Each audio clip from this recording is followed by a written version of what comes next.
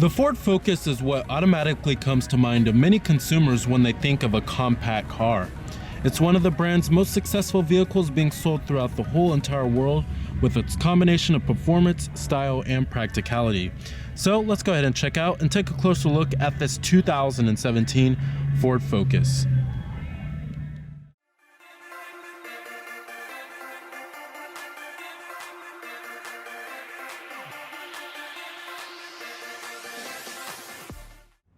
Now, the Focus has been in this generation for quite some time now, ever since the 2012 model year, so it certainly is an aging vehicle among compact cars.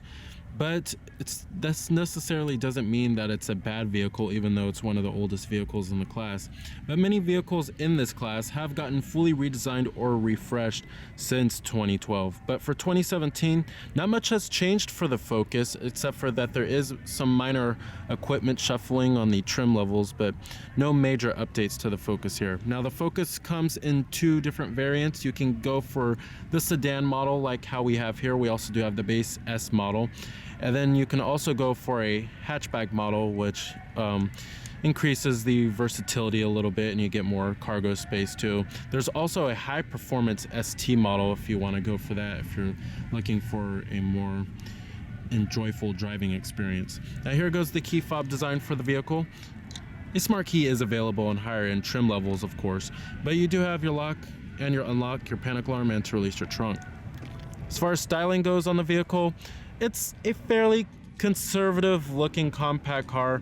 It does have some European flair to it, but it's pretty conservative overall, but you can get some nice styling touches such as LED daytime running lights. Now, this color of the Focus is known as the Oxford White. And you also do have a full-on black cloth interior. And Ford actually calls this their charcoal black cloth. And you do have your manual driver's seat adjustments as well as manual recline.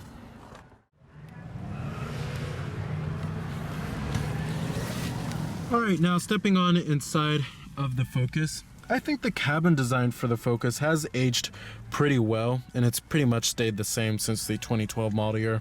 They slightly updated it in 2015 with more intuitive controls, and they also updated the steering wheel. But it's not bad looking. Of course, you can go for some nice styling touches on the inside, such as leather seats, and you can also go for a sunroof too, of course. Push button ignition is also available on higher end trim levels.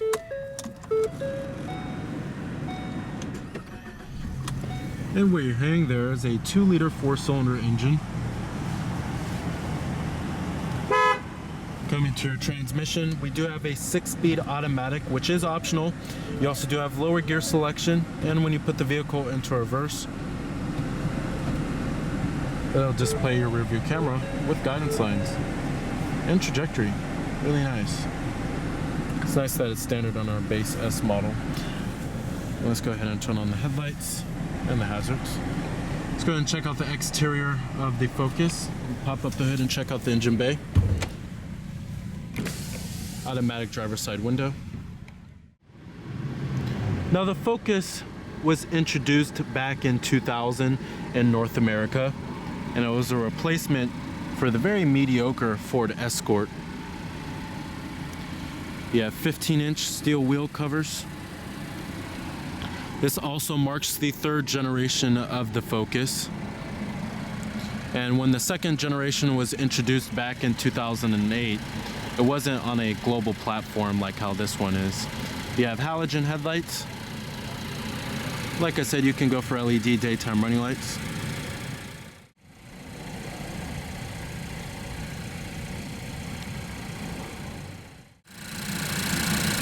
Now, powering the Focus here is your base powertrain. It's also going to be the most popular engine choice for the Focus.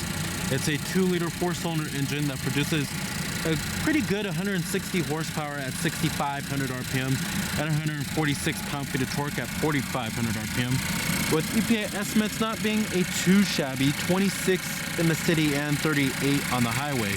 And it is front-wheel drive. If you are looking for all-wheel drive, then go with the Subaru Impreza.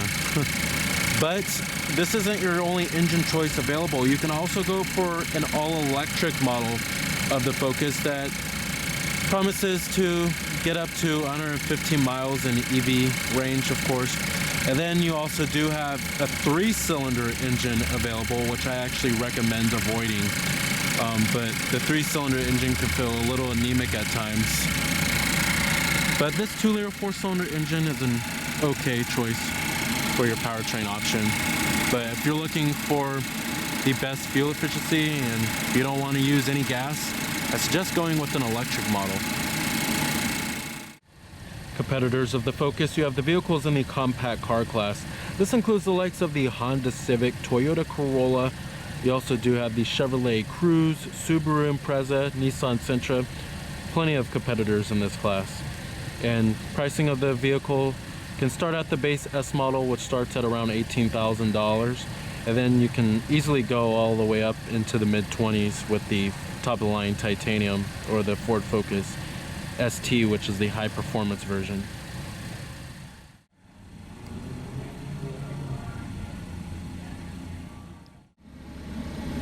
The Ford Focus also shares the same platform with the Ford Escape, which is right here.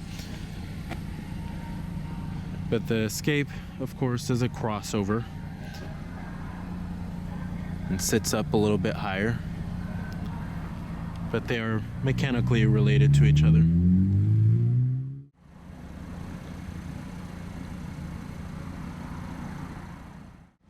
EPA estimates, like I said, 26 in the city, 38 on the highway. Total vehicle price for our particular model, $18,745 for the MSRP. Government 5-star safety ratings. Overall vehicle score is a 5 out of 5. And the final assembly point for this vehicle doesn't say. Oh, it's in Michigan. Always love to see that. You also do have your power windows only for the front windows. The base models actually have rear manual windows, which is pretty interesting.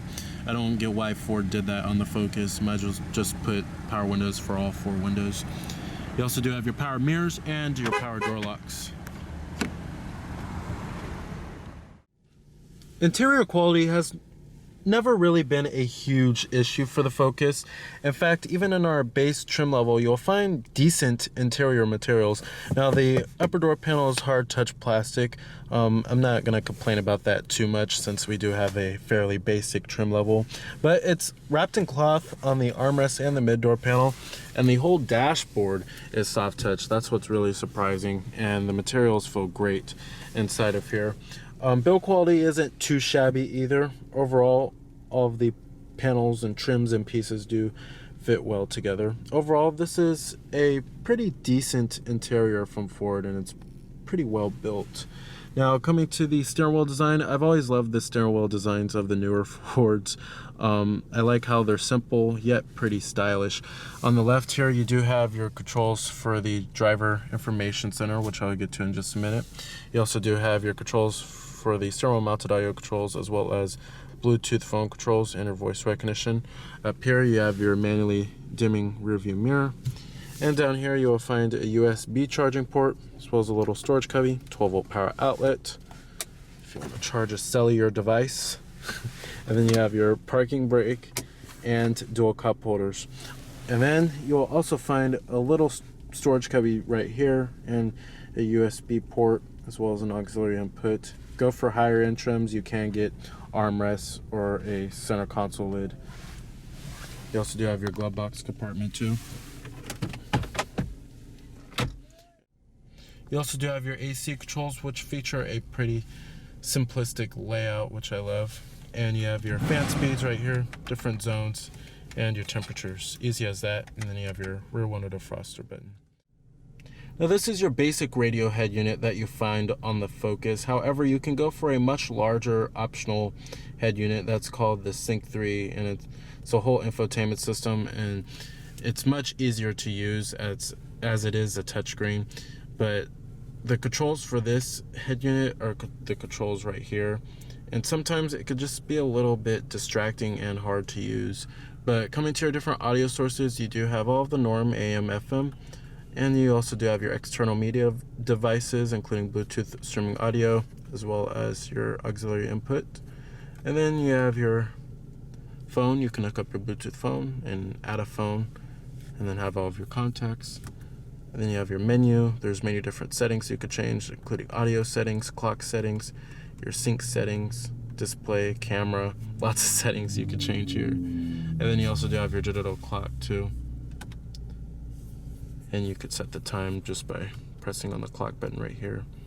Then you also do have a dial pad right here too.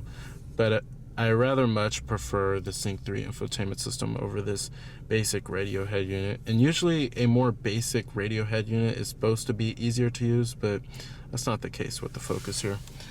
Now let's go to the gauges and the instrument cluster. I love the setup here. On the left you do have your tachometer, and on the right you have your speedometer. They've been using this gauge setup since the Focus was introduced back in 2012, but it still works even in 2017. I love the display in the center with the driver information center, good graphics and good rendering. It shows all of your vehicle information, of course, including your trip odometer, and then your digital speedometer, and then your average fuel economy, instant fuel economy, distance to empty, or your fuel range. But pretty basic stuff there. But I love the graphics behind it. It looks really nice. Now, if you're looking for an engaging driving experience out of a compact car, you may be able to find that out of the Focus. With its nimble and agile handling, it certainly can be a pretty joyful driving experience. However, it doesn't beat you up for having good handling. It still has a pretty smooth ride quality overall, and it feels pretty well composed over rough road pavement.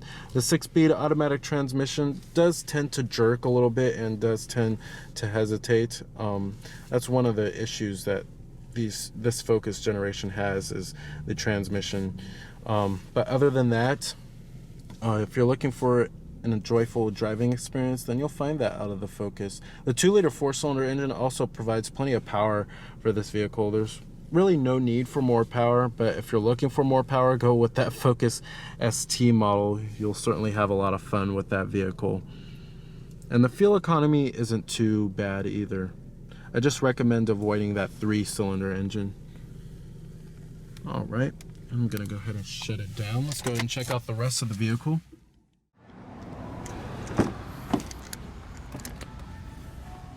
Build quality and materials don't follow through in the rear. It's all hard touch back here. I wish it was wrapped in cloth. And then you have your manual rear windows. But at least all headrests are adjustable back here. That's really nice. Now, sitting back here in the Focus, one thing that the Focus lacks compared to the competition is certainly in its rear seat legroom. There's just not a whole lot of it here. If you're looking to fit 3 full-size adults back here, it can be a little bit of a challenge. But the seats themselves are pretty comfortable. But if you're I recommend only shorter passengers sitting back here. But the headroom isn't too bad, it's just the legroom. All right.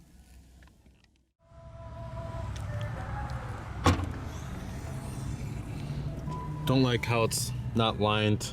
It's kind of cheap. Trunk space isn't too bad. The rear seats do fold down 60-40 split.